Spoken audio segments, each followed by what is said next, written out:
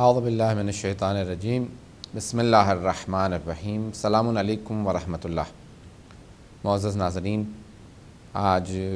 ذی قعدہ میں آپ کی خدمت میں حاضر ہوئے ہیں۔ ایام ولادت امام علی ابن موسیٰ الرضا علیہ الصلوۃ والسلام ہیں، سب کو مبارک ہوں۔ جناب معصوم قم کی ولادت بسعادت مبارک ہو۔ اس مہینے میں یہ دو بہت عظیم ولادتیں ہیں۔ ہم نے وعدہ کیا تھا، کیونکہ نماز کے سے ہمارا پروگرام تھوڑا تاخیر ہو جاتا ہے، یہ اگلے ہفتے سے انشاءاللہ ہمارا پروگرام یہ ٹائم پہ شروع ہوگا۔ انشاءاللہ 7 بجے برٹش ٹائم کے حساب سے ہمارا یہ پروگرام شروع ہوتا ہے۔ تاریخ علماء ہم نے تقریباً غیبت کبریٰ کے تمام علماء کی تمام مین جو علماء یا مراجع یا اہم جو علماء تھے ان کی بعض کی ہم نے تاریخ کو آپ کے سامنے پیش کیا، اور پھر 13ویں صدی ہجری سے متعلق ہم پیش کر رہے تھے، اور یہ 15ویں صدی ہجری چل رہی ہے، 1433 چل رہا ہے، تو ہم آخری جو ہیں تقریباً 200 سال کی ہسٹری آپ کے سامنے پیش کر رہے ہیں علماء سے متعلق، اور معاصر علماء جو ہمارے ہمارے زمانے میں جو علماء ہیں ان سے متعلق ہم کافی پیش کریں گے، لیکن آئندہ آنے والوں میں پروگراموں میں ابھی ہم پچھلے ہی 200 سال کے ہم نے اب سے 2-3 پروگراموں پہلے پیش کیا تھا شیخ وحید بہبہانی، جو 1208 ہجری میں ان کا انتقال ہوا ہے، اور انہوں نے ایک بہت بڑا تحول حوزہ علمیہ میں شیعہ اسکول آف تھاٹ کے اندر شیعہ مکتب میں بہت بڑی ایک تبدیلی لے کے آئے، اور انہوں نے اخباریت کو ختم کیا۔ اس کے بعد پھر مراجعوں میں اخباریت جو ہے وہ ناپید ہو گئی، علماء مراجع میں فقہا میں، اور کربلا میں مقیم تھے، حرم امام حسین علیہ السلام میں نماز پڑھاتے تھے۔ انہوں نے کربلا کے اندر ایک بہت بڑا وہ انقلاب لا، علمی انقلاب لے کے آئے شیخ وحید بہبہانی، اور ان کے شاگردوں میں پھر ان کے بعد جو مرجع بنے ان کی مرجعی 1208 ہجری میں، تو یہ 12ویں ہجری کے اواخر اور 13ویں ہجری کے شروع میں جو بہت بڑا انقلاب آیا، تو 13ویں ہجری میں کہہ لیجئے کہ یعنی 13ویں صدی ہجری میں بہت بڑی ایک یہ شخصیت تھی۔ ان کے بعد ان کے شاگرد سید مہدی بحر العلوم، جنہوں نے ان کی جگہ پہ ان کی مرجعیت کو سنبھالا،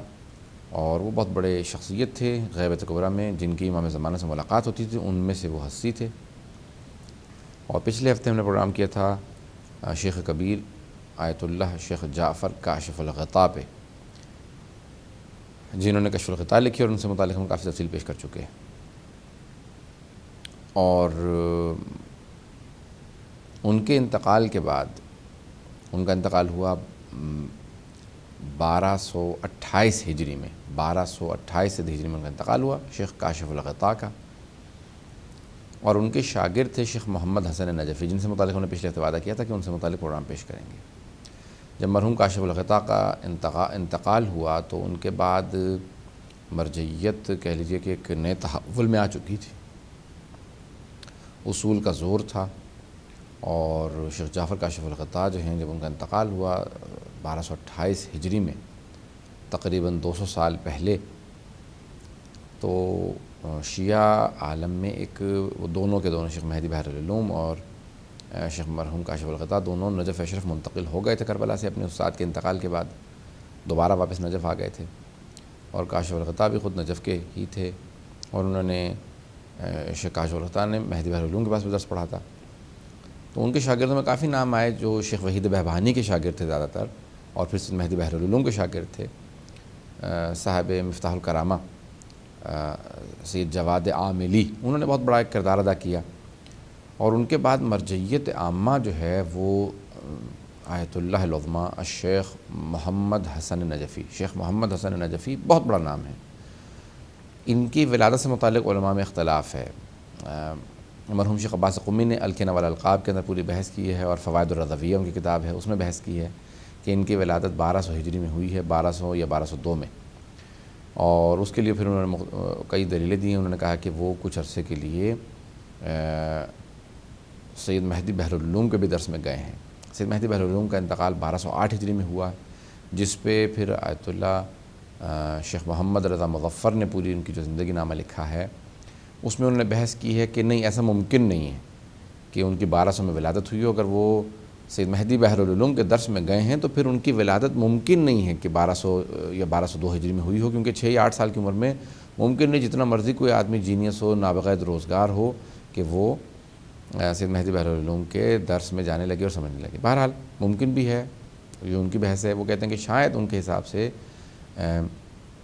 1192 میں ان کی ولادت ہوئی ہے، یہ ان کا نظریہ۔ شیخ عباس گم نے لکھا کہ 1200 میں، 1192 کے بجائے 1200 میں ان کی ولادت ہوئی، اور 1200 سب کا اتفاق ہے، سب کو انہوں نے تاریخ بھی لکھی ہے سب نے، کہ 1266 ہجری میں ان کا یکم شعبان کو 1266 ہجری میں بدھ کے روز ان کا انتقال ہوا، شیخ محمد حسن نجفی کا۔ شیخ محمد حسن نجفی، ان کو صاحب جواہر کہا جاتا ہے۔ ان کی کتابیں تو ان کی کافی ہیں، اور ان کی کافی کتابیں ان کی زندگی میں ضائع ہو گئی، کہ ان کی اصول فقہ پہ کتاب تھی جو ان کے بیٹے نے کھیلتے کھیلتے کنویں میں ڈال دی۔ ان کے 7 بیٹے تھے، تو بہرحال وہ کتاب جو ہے ضائع ہو گئی اصول فقہ سے متعلق، لیکن وہ اس وقت تو بوڑھے ہو چکے تھے، تو اس لیے انہوں نے اس کو دوبارہ، اور ان کی مرجعیت کا دور تھا اور ان کی مصروفیات کی وجہ سے ان کو دوبارہ موقع نہیں ملا کہ وہ اس کتاب کو دوبارہ تالیف کر سکتے۔ ان کی اگر کوئی کتاب بھی نہ ہو تو ان کی صرف یہ ایک کتاب سب کتابوں پہ بھاری ہے، اس کا نام ہے جواہر الکلام۔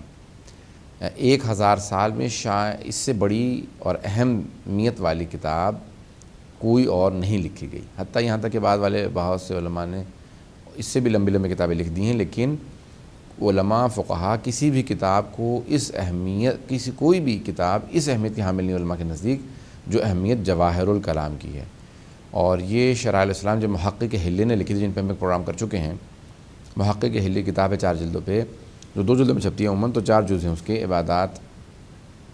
پھر اس کے بعد عقود، ایقاعات اور احکام، یا عبادات، احکام، عقود اور ایقاعات۔ تو اس میں شرائع الاسلام اس کی کتاب کا نام ہے، اس کی شرح لکھی ہے صاحب جواہر نے، شیخ محمد حسن نجفی نے، اور ان کتاب کا نام رکھا ہوا ہے جواہر الکلام فی شرح شرائع الاسلام۔ جواہر الکلام کتاب کا نام ہے، اور ان کی پھر پوری نسل کو جواہری کہا جاتا ہے انہی کی اس کتاب کی وجہ سے۔ ان کے والد کا نام شیخ باقر نجفی تھا، اور بہرحال ان کے نانا دادا سب علماء تھے، بڑے بڑے علمی گھرانے سے ان کے نانا دادا شیخ ابو الحسن عاملی فتونی، یہ ان کے نانا تھے، اور ان کے جو دادا تھے ان کے بہرحال بہت بڑی ہستی تھی، وہ بھی ایک عالم تھے، کیونکہ یہ علماء کے گھر کے اندر پلے ہیں۔ شیخ عبد الرحیم ان کے دادا تھے۔ تو یہ نجف اشرف میں جو ہے ان کی ولادت ہوئی، اور اس کے بعد پھر انہوں نے کچھ عرصے اپنے والد اور بزرگوں کے پاس پڑھا، اور اس کے بعد پھر مرحوم کاشف الغطاء کے پاس پڑھا۔ ان سے بہت سے لوگوں نے کہا کہ بھی آپ نے جو جواہر الکلام لکھی ہے اپنے استاد مرحوم شیخ جعفر کاشف الغطاء کی کتاب پہ شرح کیوں نہیں لکھی؟ تو انہوں نے کہا کہ اس کی باریکیاں بہت زیادہ تھیں اور اس پہ میں نہیں لکھ سکتا تھا۔ بہرحال لیکن اس کتاب کی مقدمہ میں لکھتے ہیں کہ شرائع الاسلام جو ہے وہ ہماری اہم ترین فقہی کتاب تھی، تفصیلی ترین کتاب تھی، اس لیے میں نے اسی کی شرح لکھی ہے۔ یہی جواہر الکلام میرے سامنے موجود ہے، اس کی پہلی جلد۔ تو بہرحال انہوں نے جواہر الکلام کے اندر بے انتہا نئے نئے مطالب، علماء نے پوری بحث کی کہ ان کے ایک معاصر تھے، ان کے کلاس میٹ تھے یا کلاس فیلو کہہ لیں، ان کے ہمدرس تھے، معاصر عالم دین صاحب مفتاح الکرامہ فی شرح قواعد العلامہ، علامہ حلی کی کتاب قواعد الاحکام کی شرح لکھی ہے انہوں نے مفتاح الکرامہ، وہ 10 جلدوں میں ہے، اور ان کی کتاب 43 جلدوں میں ہے، 43 یا 44 جلدوں میں، 43 جلدوں میں چھپی ہے، اور ایک جلد فہرست کی ہے، تو 44 جلدوں پہ ان کی کتاب ہے، اور یہ تفصیلی ترین یا اہم ترین کتاب مانی جاتی ہے فقہ میں۔ علماء کا نظریہ یہ ہے کہ اگر ایک مجتہد تمام کتابوں سے مستغنی ہو جائے، اتنا مجتہد قابل ہو اور حافظہ اس کا اتنا اچھا ہو کہ اسے کسی کتاب کی ضرورت نہ رہے، تب بھی وہ 2 کتابوں سے مستغنی نہیں ہوتا۔ ایک وسائل الشیعہ جو شیخ حر عاملی نے لکھی ہے، اور دوسری جو کتاب ہے وہ ہے جواہر الکلام فقہ میں۔ تو صاحب جواہر نے کتاب لکھی، اور یہ انہوں نے کتاب لوگوں کے چھاپنے کے لیے نہیں لکھی تھی بلکہ اپنے لیے لکھی تھی۔ میں انشاءاللہ اس پہ تھوڑا سے پیش کروں گا کہ اس کے کیا کیا، بہرحال ان کے زمانے میں بہت سی جنگیں چل رہی تھیں، انہوں نے اس کے اندر بھی بہت اہم کردار ادا کیا۔ نجف اشرف کے اندر انہوں نے مسجد طوسی میں نماز پڑھایا کرتے تھے، اور مسجد کوفہ کی جو محراب ہے اور اس کا مأذن جو جہاں پہ اذان دی جاتی ہے، اس کو مسجد کوفہ کے مأذن کو انہوں نے تعمیر کروایا۔ حضرت مسلم بن عقیل کے مزار کو انہوں نے تعمیر کروایا، ایک ہندوستان کے راجہ امجد شاہ، کے نام سے ایک بادشاہ گزرا تھا، اس نے باقاعدہ سارا کا سارا خرچہ دیا اور انہوں نے باقاعدہ تعمیر کروایا حرم حضرت مسلم بن عقیل کو۔ مسجد سہلہ کے اندر جو کافی چیزیں ہیں وہ انہوں نے تعمیر کروائیں، اور ہندوستان کے راجاؤں نے بہرحال کافی اس کے اندر مدد کی ہے، نجف اشرف کی اور کربلا وغیرہ میں تعمیرات کے اندر مختلف راجاؤں نے، نوابوں نے بے انتہا کردار ادا کیا ہے۔ تو بہرحال ان کا جو ہے وہ انہوں نے یہ ہند کا بادشاہ تھا امجد علی شاہ، جس نے یہ تعمیر کروائی مسجد حرم جناب مسلم بن عقیل اور اس کے صحن کو۔ تو صاحب جواہر نے بے انتہا اپنے دور کے اندر خدمات انجام دی ہیں۔ ان کی یہ کتاب جس کو جواہر الکلام کہا جاتا ہے، اس کو فوقیت حاصل ہے تمام کتابوں کے اوپر۔ کیوں؟ اس میں کیا خصوصیات ہیں؟ تھوڑا سا اس کتاب جواہر الکلام سے متعلق پہلے پیش کر دیتے ہیں مطالب۔ ایک تو صاحب جواہر ان کو کہا جاتا ہے کہ جواہر الکلام کی وجہ سے کہ انہوں نے خود ہی کہتے ہیں اپنی کتاب کے اندر، کہتے ہیں کہ میں نے یہ کتاب یعنی چھپوانے کے لیے نہیں لکھی تھی۔ اگر میں چھپوانے کے لیے لکھتا تو میں مرحوم سید علی صاحب ریاض المسائل کتاب ہے سید علی طباطبائی ان کی، آیت اللہ سید علی طباطبائی بہت بڑا نام ہے، ریاض المسائل 10-11 جلدوں پہ کتاب ہے، بہت بڑی اہم کتاب ہے، تاکہ میں اس اسلوب سے لکھتا اور پھر میں تفصیلی کتاب لکھتا۔ خود ہی اپنے ایک درس اپنے ایک شاگرد سے ایک مرتبہ کہہ رہے تھے، اور انہوں نے پھر اپنی کتاب میں لکھا ان کے شاگرد نے کہ میں کتاب نہیں لکھنا چاہتا تھا، بلکہ میں یہ جب اپنے ننہال جایا کرتا تھا، وہاں پہ میرے بہت سے اعزاء تھے، رشتہ دار تھے، تو میں گرمیوں میں واسطہ چلا جایا کرتا تھا یا وہاں پہ تبلیغ کے لیے جاتا تھا تو رک جاتا تھا، تو اس وقت میرے پاس کتابیں نہیں ہوتی تھی کہ میں ان کی طرف مراجعہ کر سکوں، ان کی طرف رجوع کر سکوں مطلب بیان کرنے کے لیے۔ تو میں نے کتابوں سے نوٹس بنانا شروع کیے، اور مجتہد تھے تو کہا کہ میں نے ایک تفصیلی لکھنا شروع کیا، اور کہ میں عوام میں بیان کر سکوں وہ مسائل، اور میں جو ہے کم از کم وہاں پہ جب بیٹھوں اور کوئی مجھ سے کچھ مسئلے پوچھے اور بحث کرے تو میرے پاس دلیل ہونی چاہیے، میں اپنی ادلہ سارے لکھ لوں۔ تو لکھتے لکھتے انہوں نے باقاعدہ یہ کتاب علماء نے بہرحال اختلاف کے کب لکھنا شروع کی ہے، تو انہوں نے یہ کتاب جواہر الکلام لکھی، اور اس کو تقریباً علماء میں اختلاف ہے کہ تقریباً 26-27 سال میں انہوں نے اس کتاب کو مکمل کیا۔ شیخ محمد رضا مظفر نے بحث کی ہے کہ انہوں نے اس کتاب کو جب لکھنا شروع کیا تھا تو 1231 ہجری میں لکھنا شروع کیا اور 1257 میں مکمل کیا، تو 26 سال تقریباً 27 سال میں یہ کتاب مکمل کی گئی ہے۔ کچھ علماء نے بحث کی ہے، شیخ عباس قمی نے بحث کی ہے کہ نہیں، انہوں نے کتاب جو ہے اپنے استاد ہی کی زندگی، مرحوم شیخ کاشف الغطا کی زندگی میں لکھنا شروع کر دی تھی، اور ان کے استاد شیخ کاشف الغطا کا انتقال 1228 ہجری میں ہوا، تو اس طرح سے اس کتاب کو تقریباً 30 سال لگے ہیں تالیف کرنے میں۔ بعض نے لکھا 1227 کی ہجری میں بھی انتقال ہوا، لیکن مستند جو ہے وہ 1228 ہجری ہے۔ کاشف الغطا، مرحوم کاشف الغطا کا انتقال 1228 ہجری میں ہوا، تو انہوں نے باقاعدہ ان کی زندگی میں کتاب لکھنا شروع کی، اس حساب سے 30 سال لگے۔ تو کہا کہ میں لکھتا جاتا تھا، اور انہوں نے سب سے پہلے کتاب امر بالمعروف نہی عن المنکر کو لکھا۔ بعض نے بحث کی کہ نہیں، کتاب الطہارہ کو سب سے پہلے لکھا تھا، اور سب سے آخری جو کتاب لکھی ہے انہوں نے، کیونکہ ہر کتاب کے یعنی جو تالیف کے آخر میں تاریخ لکھتے تھے، یعنی اس کی تالیف مکمل کرنے کے بعد تاریخ لکھتے تھے کہ میں نے یہ کتاب مکمل کر لی۔ امر بالمعروف نہی عن المنکر کی جو آخر میں تاریخ لکھی ہے تو وہاں پہ انہوں نے 1231 ہجری لکھی ہے، اور جو سب سے آخر میں کتاب انہوں نے مکمل کی ہے اس کے اوپر انہوں نے بحث کی ہے کہ میں نے جو ہے وہ سب سے پہلے جو کتاب لکھی ہے انہوں نے کتاب الخمس لکھی ہے، اور سب سے آخری جو کتاب لکھی ہے وہ ہے امر بالمعروف نہی عن المنکر، اور وہ 1257 ہجری میں انہوں نے مکمل کی ہے۔ آخری کتاب جو ہے وہ امر بالمعروف نہی عن المنکر ہے، جو 1257 ہجری میں انہوں نے مکمل کی۔ تو یہ تقریباً 30 سال، 27 سے 30 سال ان کو لگے اس کتاب کو لکھنے میں، اور 1266 ہجری میں ان کا انتقال ہوا۔ اپنے انتقال سے تقریباً 9 سال پہلے ان کی اس کتاب کو مکمل کیا، اور جب یہ چلے جایا کرتے تھے تو یہ اس کے رجوع کرنے کے لیے کتاب کو لے جا کے جاتے تھے، تو اپنے نوٹس بناتے تھے، لکھتے چلے جاتے تھے، لکھ رہے تھے، اور لکھتے لکھتے انہوں نے جواہر الکلام 43-44 جلدیں لکھ دی۔ ان کے شاگرد کہتے ہیں کہ اس کتاب کی مقبولیت کا ایک سبب یہی ہے کہ ان کا اخلاص تھا، یعنی انہوں نے کتاب یہ لوگوں کے لیے نہیں لکھی تھی بلکہ اپنے ہی لیے لکھی تھی کہ میں کم از کم دینی معاملات میں جواب دے سکوں۔ تو کہا اسی لیے یہ اخلاص تھا جس کی وجہ سے جب انسان بات کر لکھ رہا ہوتا کہ لوگ پڑھیں گے میری کتاب تو لوگ کیا سوچیں گے اس طرح سے میں اچھی کتاب لکھوں، تو اس میں کچھ نہ کچھ دکھاوا آ جاتا ہے۔ تو جب انہوں نے لوگوں کے لیے لکھی ہی نہیں تھی تو کوئی دکھاوا نہیں تھا، خالصتاً انہوں نے خدا کے لیے لکھی، خلوص سے لکھی، اس لیے ان کی کتاب آج تک سب سے زیادہ مقبول اور مشہور کتاب انہی کی کتاب ہے جواہر الکلام، کہ انہوں نے اپنے ہی لیے لکھی تھی، اپنے ہی مراجعے کے لیے لکھی تھی کہ میں نہیں، کم از کم دین کا دفاع کرنے کے لیے میں کچھ جوابات لکھوں۔ اس کتاب کا ایک جو اس کی کوالٹی ہے کہ علماء کہتے ہیں کہ صاحب مفتاح الکرامہ نے محقق ثانی جو تھے انہوں نے بھی بہرحال کتاب لکھی ہے، اس کے لیے بھی انہوں نے کہا کہ وہ میری کتاب کے علاوہ جس کی تعریف کی ہے اپنی کتاب کے مدارک الاحکام، محقق ثانی محقق کرکی، انہوں نے کتاب لکھی ہے مدارک الاحکام یا جامع المقاصد لکھی ہے، مدارک الاحکام تو مرحوم عراقی کی۔ تو یہ کہتے ہیں کہ اس کتاب کو میں نے رجوع کیا اور بہت سی سب کشف اللثام اور بڑی بڑی کتابیں سب میں نے کھنگال لی ہیں اور لکھی ہیں۔ مفتاح الکرامہ کے علماء کہتے ہیں کہ جتنے بھی ایک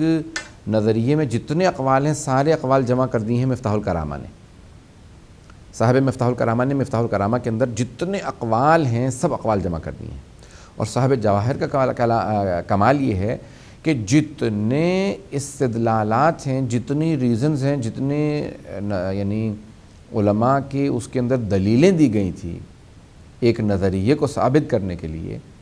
تو سارے یعنی اجماع استدلالاً، علماء سے کہتے ہیں کہ جواہر الکلام اجماع استدلالاً اور مفتاح الکرامہ ہے اجماع آراءً، یعنی اس میں آراء سب سے زیادہ جو ان کو سب آراء کو جمع کیا ہے وہ صاحب مفتاح الکرامہ نے، اور صاحب جواہر نے جتنے استدلالات تھے، یعنی علماء نے ایک قول کو ثابت کرنے کے لیے جو جو دلیلیں دی تھی سب ادلہ کو یہ لے کے آئے ہیں، اور ان ادلہ کی خوب حلاجی کی ہے انہوں نے،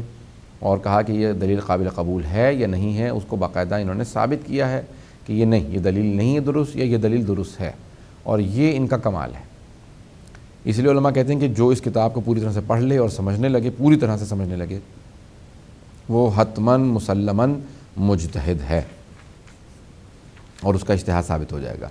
تو بہرحال اس کتاب کے اندر ان کے شاگردوں کے اندر بڑی ایک تفصیلی ایک فہرست ہے ان کے سارے شاگردوں کی کہ ان کے شاگردوں میں کون کون لوگ تھے اور کون کون ان کے شاگرد ہیں۔ ان کے شاگردوں میں بہرحال بڑے بڑے نام آتے ہیں، لیکن یہی کہہ لیا جائے کہ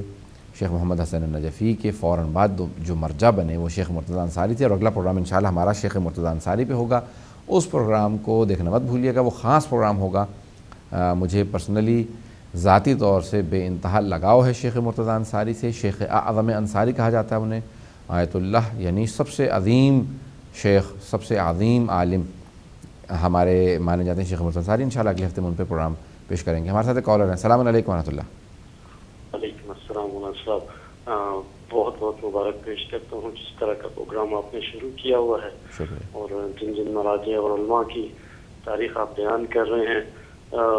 جان کے بہت زیادہ خوشی ہوئی۔ آپ بے شک ایک قابل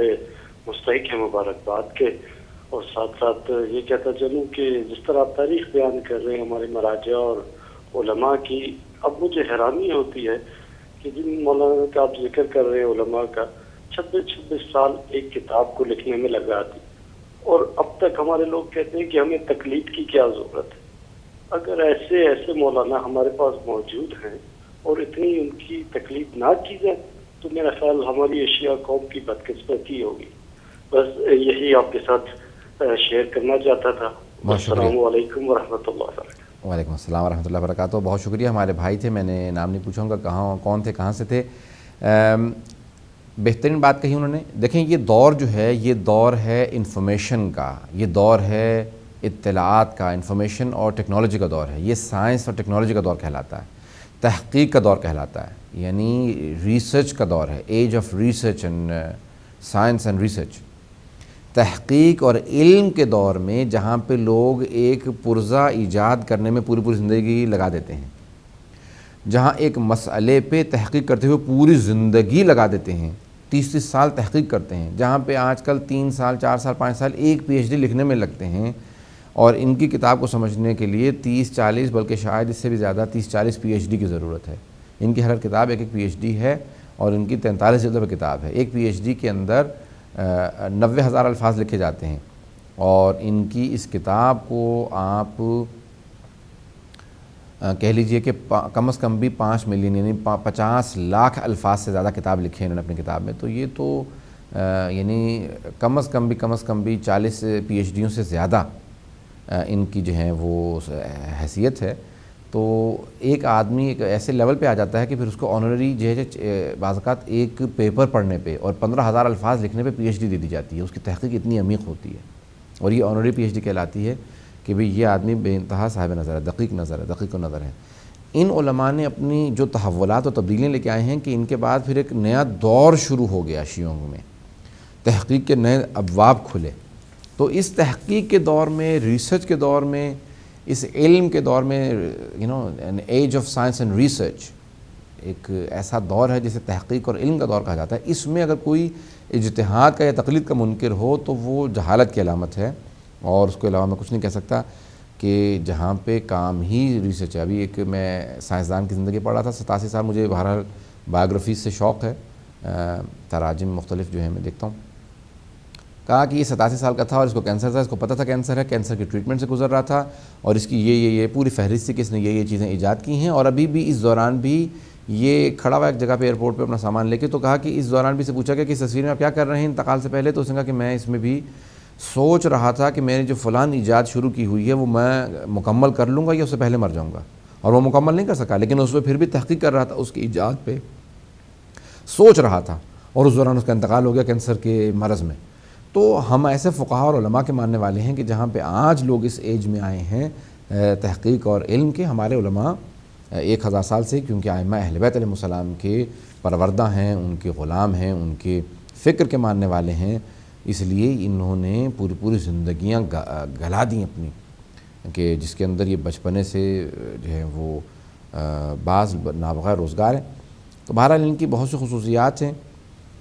صاحب جواہر کی, اور انہوں نے ہی اپنے آخر عمر کے اندر شیخ مرتضیٰ انصاری کو بلایا اور کہا اپنے سارے کے سارے شاگردوں سے ان کی طرف اشارہ کر کے کہا کہ میرے بعد یہ مرجع ہوگا, اس سے زیادہ قابل باتقویٰ انسان میں نے نہیں دیکھا. شیخ مرتضیٰ انصاری بھی ہم اگلے ہفتے بولیں گے, جتنے لوگ سن رہے ہیں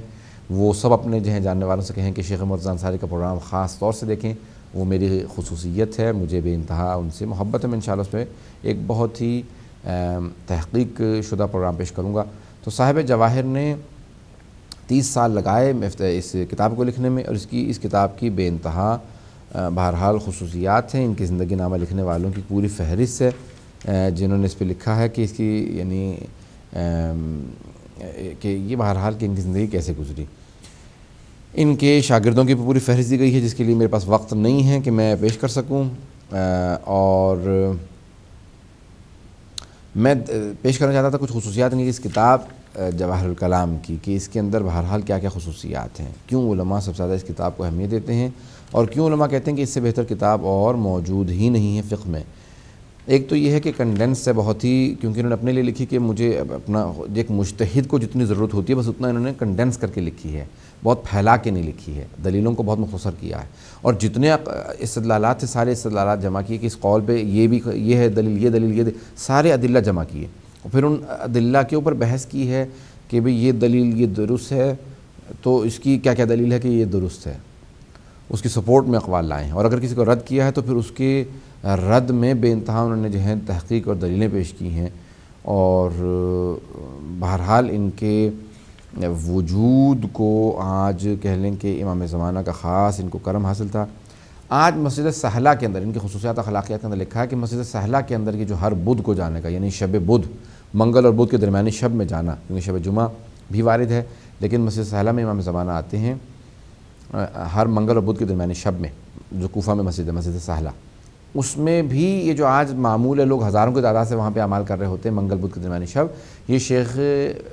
محمد حسن نجفی صاحب جواہر الکلام کی وجہ سے شروع ہوا کہ ان کے اساتید جو تھے, ان کے بزرگوں نے بتایا کہ مہدی بحر العلوم یہاں پہ جایا کرتے تھے اور جن کی امام زمانہ سے ملاقات ہوتی تھی, اور یہ سب کے سب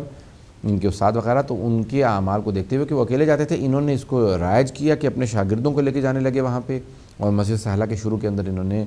وہاں پہ باتھ رومز کا انتظام کیا, وضو خانے کا انتظام کیا, دکانیں وغیرہ کہا کہ یہاں پہ بناؤ تاکہ لوگوں کی رغبت بڑھے, مسجد سہلہ کو اہمیت دی جائے تاکہ لوگ یہاں پہ کثرت سے آنے لگیں اور یہاں پہ زیارت کریں, اعمال کیا کریں. تو مسجد سہلہ کو دوبارہ احیاء کرنے میں ان کا بے انتہا ہاتھ تھا. مسجد کوفہ کے اندر دوبارہ مؤذن کے جو ہے وہ محراب کا تعمیر کرانا، اور اسی طرح سے حرم میں حضرت مسلم بن عقیل یہ انہوں نے تعمیر کروائیں۔ بہرحال اور ان کی بہت سی خصوصیات لکھی ہیں، اور انہوں نے اپنے زمانے میں طالب علموں سے کہا کہ بھئی عوام کے ساتھ جو ہے انوالو ہونا کتنی اس کی اہمیت ہے، اور ان کے اپنے انہوں نے بیٹوں کو تربیت کیا۔ ان کے ایک بیٹے ان کی زندگی میں انتقال کر گئے تھے، ایک بچپنے میں اور ایک جوانی میں انتقال کر گئے تھے ان کے بیٹے۔ تو بہرحال تعصب سے دور انہوں نے جو ہے جو ان کی سب سے بڑا درس تھا کہ انہوں نے کہا بھی تعصب کسی بھی عالم میں، طالب علم میں نہیں ہونا چاہیے، اور اسی چیز کو انہوں نے مد نظر رکھتے ہوئے بے انتہا طلباء کو، علماء کو تربیت کیا۔ عربی میں درس کہا کرتے تھے کیونکہ عراق کے رہنے والے تھے، عرب تھے، اور نجف اشرف کے اندر جب ان کی بے انتہا ان کا تواضع اور ان کے ہاں انکساری پائی جاتی تھی۔ ان کی کتاب سے متعلق علماء نے بہت کچھ لکھا ہے، کہا ہے، یعنی اب یہ کتاب اگر میں اس کے اندر کوئی بھی باب کھولوں، اس کے اندر سے کچھ بھی آپ کے سامنے پیش کروں کہ دلیلیں، تو یہ علماء اور مراجع اس کو صرف سمجھا سکتے ہیں، اور اگر میں پڑھوں بھی دلیلیں بھی آپ کے سامنے پیش کروں کہ انہوں نے کس طرح سے بحث کی ہے کسی بھی چیز کے واجب حرام ہونے کے اوپر، تو اور اس کے اوپر جو ادلہ پیش کی ہیں، تو پھر آپ کو یعنی ابھی کیونکہ عوام کا اتنا لیول نہیں ہے کہ ان کے سامنے پیش کیا جا سکے، اس کو آسان و سادہ کر کے میں سمجھتا ہوں کہ آئندہ ہم اپنی جو تاریخ بیان کر لیں گے تو اس کو کہ استدلالی بحثوں کو سمپل، آسان اور سادہ کر کے پیش کیا جائے کہ علماء ان سے متعلق، یعنی علماء استدلال کیسے کرتے ہیں، اجتہاد کس چیز کا نام ہے۔ انشاءاللہ آئندہ اس میں بھی کوشش کریں گے۔ شیخ محدث نوری نے ان سے متعلق جملہ لکھا ہے کہ